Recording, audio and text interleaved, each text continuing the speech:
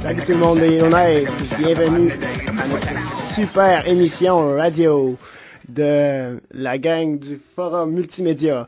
Alors aujourd'hui, on est une belle gang de jeunes qui viennent un peu partout de l'ouest du Canada. On a du monde du territoire du Nord-Ouest avec nous autres, on a du monde de l'Alberta, du Yukon. Puis aujourd'hui, on est ici pour faire une espèce d'entrevue. On est aussi ici pour faire un palmarès. Bref, on est ici pour parler de la francophonie puis célébrer ça avec vous autres en ce samedi après-midi. Donc, avec moi, j'ai Corbin qui va nous présenter de la belle musique tout au long de cette émission. On va aussi avoir Nicole qui vient de l'Alberta, qui va aussi nous présenter un thème sur les festivals à l'intérieur du Canada. Puis, on a aussi Rock qui vient du Yukon, qui va pouvoir discuter aussi avec nous autres de la francophonie un peu à travers tout le Canada. Puis, voilà, moi c'est Olivier, très important de le dire, hein, qui est animateur. Puis, on a aussi notre technicien Nicolas, qui est assis derrière. On a notre ami aussi Jacinta qui est sur les réseaux sociaux afin de promouvoir notre émission, puis de faire marcher tout ça. Donc, j'espère que vous allez avoir du bon temps avec nous autres. On peut peut-être commencer ça avec une chanson. Notre première chanson qui est dans le top 5. Qu'est-ce que c'est, Corbin? C'est le Café Robinson. Et, ouais. Je l'ai choisi à cause que c'est un vrai café qui vient de Moncton, Nouveau-Brunswick. Et on y fait des vraiment belles rencontres. Super. Fait que on va vous faire écouter ça. C'était une proposition de notre ami Rock qui nous a proposé cette chanson-là. Donc, on va écouter ça. Tu m'as dit au Café Robinson, tu m'as dit, une fille, c'est comme un livre que tu sais que tu finiras pas. Yeah.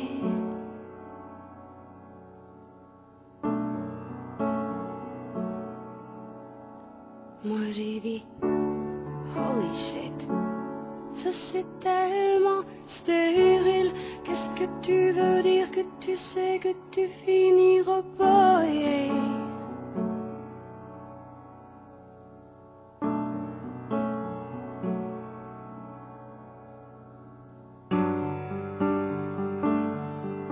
Une fille c'est comme un livre rendu à la moitié,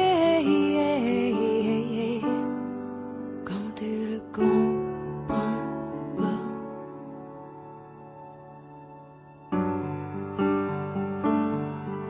Rendu à la moitié, puis tu laisses faire, puis tu t'en vas là-bas.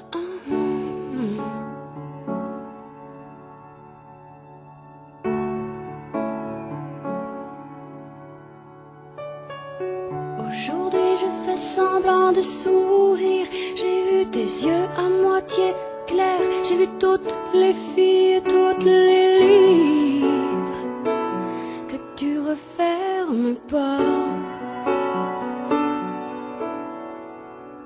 Aujourd'hui j'ai fait semblant de sourire. Je voulais juste m'en aller, me sauver de toi, du Café Robinson.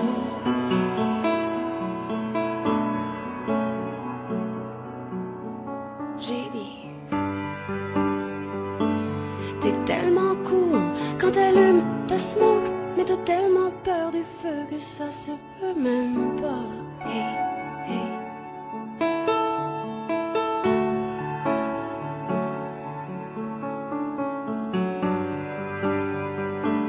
T'es tellement cool quand t'allumes ta smoke, mais t'es tellement perdu que ça se peut même pas.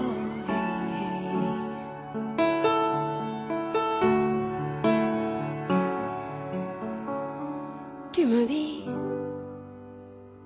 tu comprends pas, toi t'aimes trop la lune. Toi t'as peur du diable. Toi tu sais même pas.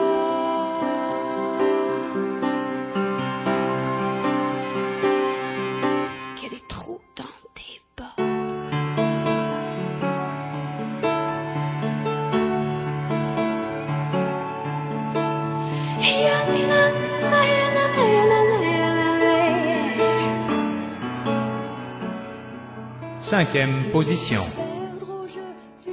C'était une belle chanson qu'on vient d'écouter là, c'était assez zen. Je trouve que ça fit bien avec notre belle fin de semaine qu'on vit au Forum Multimédia à l'école Alain Saint-Cyr.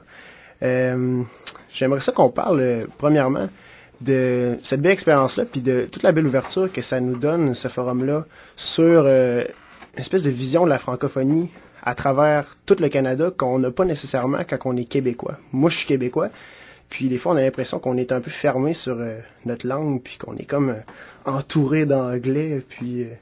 mais quand on voyage, finalement, on se rend compte que il y a beaucoup de francophonie à travers tout le Canada. Justement, j'ai rencontré Rock en fin de semaine qui vit au Yukon depuis combien d'années, Rock? Depuis 20 ans maintenant. OK. Puis toi, ça a été comment ta découverte de la francophonie à travers le Canada?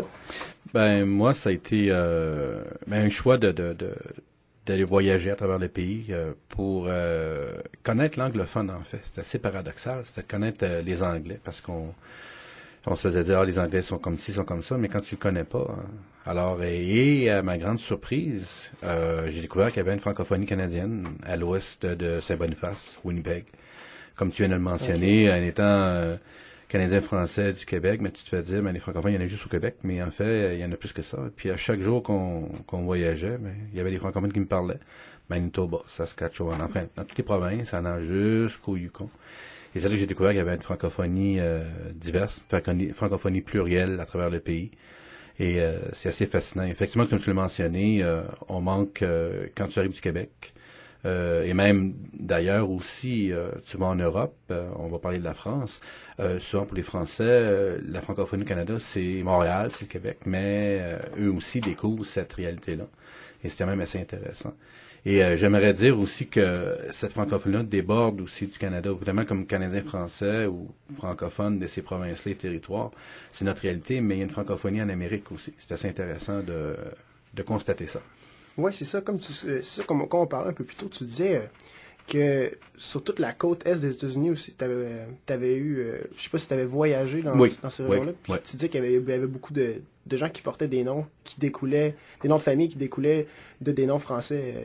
Oui, effectivement, c'est ça. Oui, tout à fait. Alors, c'est historique, en fait, quand on parle dans les années 1900, 1910, ce qui arrivait, c'est qu'il y avait beaucoup il y avait des problèmes au niveau économique, alors des dépressions, alors les gens quittaient le Québec et déménagent aux États-Unis. Il y a environ 1,5 million de Québécois qui ont déménagé aux États-Unis dans ces années-là.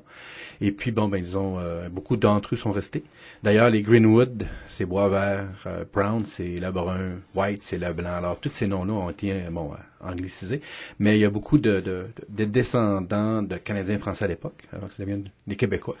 Mais des Canadiens français à l'époque. Et puis, et oui, apparemment, il y a une étude qui a été sortie un livre, en fait, qui a été écrit par un universitaire de l'Université Laval sur les études de la francophonie en Amérique. Et puis, il mentionnait que, présentement, il estimait qu'il y a 14 millions d'Américains qui sont les descendants de Canadiens français de cette époque-là. Donc, okay. C'est quand même intéressant. Ouais. Et la côte ouest américaine aussi, il y a une présence française très importante aussi. OK, génial. Puis, aussi, c'est ça, on a peut-être passé un peu à côté de ce sujet-là, mais aussi avec Nicole, je trouve ça vraiment intéressant de voir que, comme on peut donner par exemple, il y a beaucoup de Québécois qui font le choix rendu au collège de, disons, aller étudier en anglais pour perfectionner leur anglais, puis, apprendre un certain bilinguisme. Mais je trouve ça intéressant aussi en rencontrant Nicole de voir qu'il y a aussi des anglophones qui font le choix d'étudier en français seulement par choix. Est-ce que toi, c'est à cause de ta famille ou c'est seulement par choix de bilinguisme puis de... C'est un peu les deux, en fait. J'ai un parent anglophone et un parent francophone. Fait que j'ai appris le français quand j'étais vraiment jeune, mais j'ai choisi de continuer à étudier en français. Et j'ai choisi d'étudier au campus Saint-Jean. C'est une petite faculté à l'Université de l'Alberta où on peut prendre tous nos cours en français et en fait faire un bac en français à l'Ouest canadien. Ah, c'est vraiment génial. Mm-hmm. C'est ça qui est le fun au forum. Ça nous donne vraiment une espèce de vision globale de l'Ouest. Tous les gens qu'on peut rencontrer. C'est vraiment le fun de voir qu'on n'est pas finalement... On a tort de se refermer sur notre francophonie au Québec. Il faudrait, au contraire, je pense, ouvrir les liens. Yeah. Mais ce qui arrive en ce moment, c'est que toi, tu es dans un mode de découverte. Ça fait quelques mois que tu es au territoire du Nord-Ouest, c'est ça? Moi, je suis à Inuvik. présentement. Puis j'ai été vraiment surpris. Écoute, à Inuvik, c'est impossible de sortir une journée puis de pas rencontrer un francophone. Fait que tu vas, que ce soit que tu ailles au North Mart pour aller faire des achats, ben tu vas entendre des gens qui vont parler français. On est une petite communauté de 3500, mais on doit être au moins une bonne centaine de francophones. Puis là, ben je me rends compte aussi qu'à Yellowknife, c'est encore un plus grand bassin de francophones. La radio, wow! C'est vraiment génial. Ben, tu vois, au Canada, bon, selon les statistiques, les chiffres, là, en gros, ils mentionnent qu'il y a environ 9 millions de francophones. Donc, et ça inclut les anglophones qui parlent français. Mais bon, t'as 500 000 quand même franco-ontariens, on parle de 200 quelques mille acadiens, et ensuite t'as toutes les petites communautés dans l'Ouest canadien et dans le Nord. Alors on est aux 9 millions de francophones. Puis sur quoi, 37 millions, fait que c'est quand même...